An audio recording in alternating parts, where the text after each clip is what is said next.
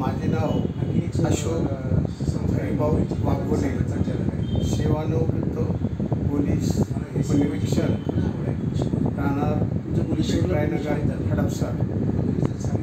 मला यापूर्वी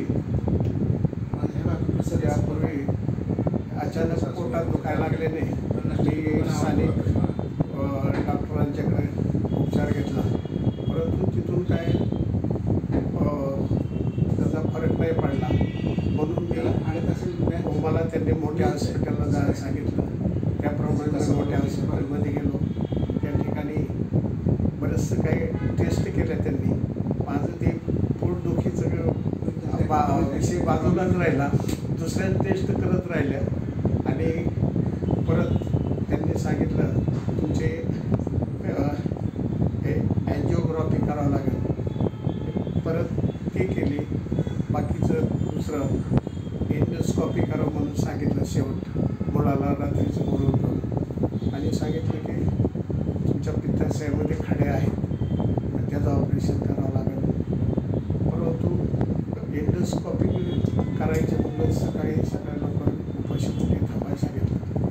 त्यानंतर त्यांनी सांगितलं की आत्ताच्या आता पैसे भरावे लागतील 50,000. तर काय म्हटलं, सांगितलं मुलाने की आत्ता आम्ही कंटिन्यू पैसे भरत राहिलो आणि तुम्ही लगेच पैसे मागताय. तर त्यांचे माझे थोडी शाब्दिक झाली. मी डॉक्टर आल्यानंतर त्यांची बोललो, मला काही हॉस्पिटलला राहायचं नाही, थांबायचं नाही.